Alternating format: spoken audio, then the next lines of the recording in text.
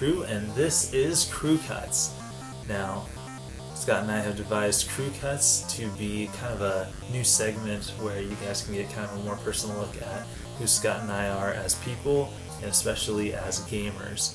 So this week we just kind of decided to introduce what Crew Cuts is, and also to kind of show you our gaming setup and give you a little peek into who we are in our day-to-day lives. So this is my house, more specifically the living room, and so this is where I play.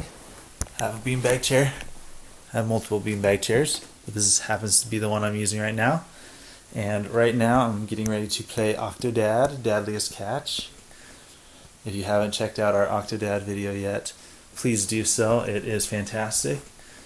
Up here on the wall I have the GameCube controllers mounted on the wall using these fancy things that my wife gave me. She's the best.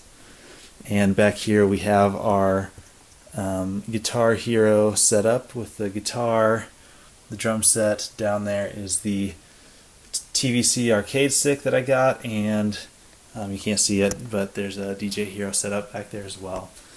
So another thing that I wanted to do today, kind of introduce a new little segment that I'd like to use Crew Cuts for, which I'd like to call the Nintendo Experience. And basically what that means is I've come up, at least I've started, a list of games that I think sums up the Nintendo Experience. These aren't the best games period that Nintendo has done ever, but kind of I think the list is probably going to be about 75 games, so this is going to take a while to get through, but about 75 games that pretty much sums up the Nintendo Experience all in one. So if you were to play these 75 games, you could say, I have experienced what Nintendo has to offer pretty much, not in its entirety, but you've gotten the bulk of what Nintendo really is.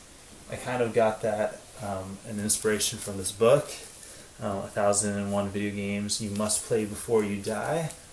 I haven't read the entire thing cover to cover. I use it more as a reference book, but that's kind of where I got the idea from. Obviously I'm not going to go through 1001 games, but I figured I'd start out today by talking about a little game that I recommend called Nintendo Land for the Wii U. If you didn't get this with your Wii U or don't have a Wii U, get it. It is a fantastic game. There's a bunch of mini games, some of them good, some of them not so good. The Octopus Dance and all that stuff, that's not that great. But the Luigi's Mansion game is fantastic. The Mario Chase is fantastic. The Sweet Day Animal Crossing game is a fantastic game to play with the wife. She absolutely loves that, and she begs me to play that. But I really recommend this game because it pretty much showcases, better than just about any other game, what the Wii U gamepad is capable of. And it also has very good Wii Remote integration as well. So in that transition time between the Wii and the Wii U, it showed that you could still use the old stuff, and it was still really important to have the old stuff, but also that the gamepad had a lot to offer. And I think it showcases that pretty much better than any game I've seen yet on the Wii U. Other games have come close, but not quite as good as Nintendo Land. So Nintendo Land is a must-have for Nintendo fans. Go out and get it if you didn't get it with your Wii U, or if you don't have a Wii U yet, go and get Nintendo Land for the Wii U. That's all I've got for you guys today, so until next time, we'll see you later. Don't forget to like, to comment, to subscribe. Most of all, if you did like what you saw here today in Crew Cuts, share it with your friends. And I'll see you next time.